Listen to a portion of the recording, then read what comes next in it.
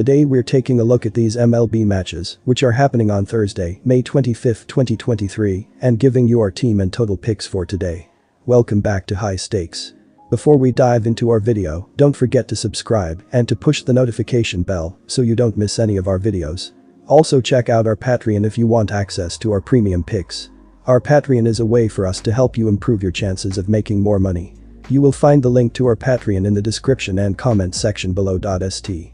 Louis Cardinals vs Cincinnati Reds. Miles McCollum will take the mound on Thursday afternoon. McCollum was solid in his previous start, holding the Dodgers to only 3 runs in 7 innings, resulting in a no decision in a game the Cardinals won by a 6-5 score.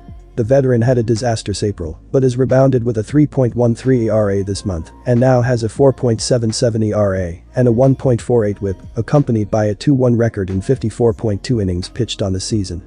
McCollum struggled against the Reds last season, allowing 14 runs in 22 innings, and is 3-5 with a poor 5.47 ERA in 77.1 career innings. Luke Weaver will get the nod to conclude the series. Weaver had more issues last time out, squandering 4 runs on 8 hits in 4.1 innings against the Yankees, and was able to escape with a no decision in a clash the Reds lost in extra innings. The young right-hander has conceded at least 4 runs in all but one start and has a poor 6.54 ERA and a 1.52 WHIP to go with a 1-2 record in 31.2 innings pitched on the season.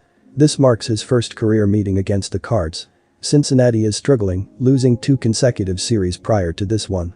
They dropped 2 of 3 meetings against the Rockies, followed by a home sweep at the hands of the Yankees. This is a squad that relies on hitting due to weak pitching. The pitching staff has allowed 13 runs in the opening 2 games of this series. The St. Louis Cardinals have rebounded nicely in recent weeks, going 9-4 in their last 13 games and have won 4 consecutive series. They have beaten strong opposition in that span, highlighted by series wins against the Red Sox and Dodgers. The Reds are plummeting, losing 7 of their last 10 games. Furthermore, Card starter Miles McCollum has been solid, registering a 3.13 ERA in his 4 starts this month. Red starter Luke Weaver can't be relied on against this hot offense. He has squandered 4 or more runs in all but one outing this season and has a brutal 7.88 ERA at home. The Cards are hitting a ton of home runs recently, and Weaver has served up 9 bombs in his 6 outings. Our team pick is St. Louis Cardinals. The stats and circumstances suggest a higher scoring affair between these 2 teams on Thursday. Our total pick is over 10.5 runs. Toronto Blue Jays vs Tampa Bay Rays. Things have been brutal for the Blue Jays in May, particularly against division rivals. Tuesday's blowout win over the Rays only pushed them to 2-11 against AL East rivals this month. That's the main reason they fall to last place, although the hit parade could get them back on track. Toronto moved up to 10th in runs per game after the 20-run outburst. They are also ranked top 10 in strikeout rate, stolen bases, batting average, and OPP. The Blue Jays have plenty of dangerous bats in their lineup, and if that sparks something, the rest of baseball is in trouble. Alek Manoah got shelled by Tampa's offense once at home, and there's little reason to think it won't happen again. Manoah has simply been ineffective this season, while the Rays are hitting nearly every pitcher in their path.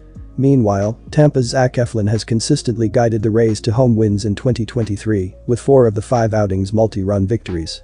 Neither bullpen is reliable right now, so this comes down to starting pitching and offense. Both factors favor Tampa at home. Our team pick is Tampa Bay Rays minus 1.5 runs. They still own MLB's top record, but the Rays were only 12-9 in May after Tuesday's loss. Their pitching has faltered, with injuries and a heavy AL East schedule playing a big part.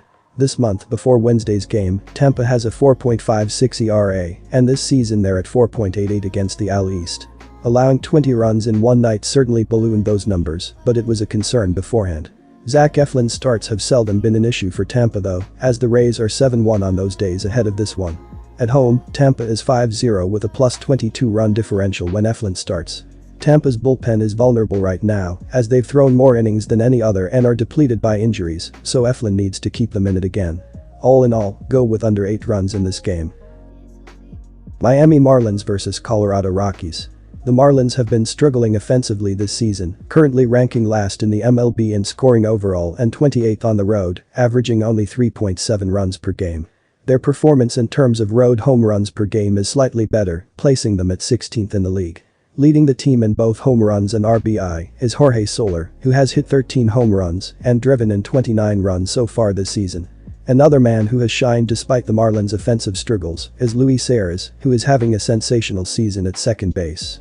Arias currently holds the highest batting average in MLB, hitting an impressive .371. Kyle Freeland broke into the big leagues with Colorado in 2017 and knows how to pitch at Coors Field. He also tends to bounce back well from poor outings. On the other side, Marlins starter Braxton Garrett is more of a wild card here, making his Coors Field debut. Miami is also just 3-13 in their last 16 games played in Colorado. The Marlins have hit lefties better than righties this season, yet they have still lost 5 of their last 6 games when facing a left-handed starter. I will back Colorado here. On Thursday, the Rockies will have Kyle Freeland, 4-5, 3.88 ERA, starting. When pitching at home this season, Freeland has made 6 starts, going 3-2 with a 3.34 ERA. Out of his 10 overall starts this season, 2 have been particularly poor, including a game last Saturday against Texas, where he allowed 8 runs, 5 of them earned, in just 2 innings, resulting in an 11-5 loss. In total, Colorado holds a 4-6 record in Freeland starts this season, with a 3-3 record at home. He will pitch well in this game, and with Garrett being decent and with a high total, the under is the pick. Take the under 11 runs. San Diego Padres vs Washington Nationals. The Padres earned a victory in Tuesday's series opener behind a strong start by Yu Darvish. San Diego's lineup also woke up, scoring 7 runs on 12 hits, including 4 long balls. Can they generate more momentum on their 9-game road trip? San Diego scores 3.94 runs per game, 25th, and hits .225, 30th, with a .702 ops, 22nd. It's hit 54 home runs, 17th, and stolen 29 bases, 21st, this season. The South Dakota pitching staff has a 3.92 ERA, 11th, and a 1.25 whip, 10th, with 20 quality starts. I'm betting on Washington to cover the spread at plus odds. The Nats boast a 28-18 run line record, 60.9%, as underdogs and a 21-10 record in games, 67.7%, versus National League opponents. The Padres have a 13-17 run line record, 43.3%, as favorites and a 19-20 run line record, 48.7%, versus NL opponents. At 30-18 overall, Washington's run line record is 3rd best in MLB this season. Our team pick is Nationals run line. At 20-28 straight up, Washington has been slightly better than expected this season. Coming off a series victory over Detroit, the Nats have an opportunity to build momentum against underachieving San Diego and afterthought Kansas City before a challenging set of games against the LA Dodgers, Philadelphia, Arizona, Atlanta, and Houston. The rookie starter Irvin will take the hill for the Nats on Thursday afternoon. It's been a tale of 2 stories for the 6'6" right-hander, as he surrendered just 1 earned run in his first 2 starts, 10.1 IP, but unraveled in his next 2 appearances, giving up 10 earned runs, 7.1 IP. In his most recent outing against Detroit, he lasted only 2.2 innings, as the Tigers launched 2 early homers against him. Irvin sports a 15-12 KBB ratio in 2023. Think we're in for a barnburner in this getaway day showdown. Let's lock in the over. Chicago White Sox vs Detroit Tigers. Chicago won for the 6th time in their last 8 games, as they evened their series with the Guardians on the road Tuesday night.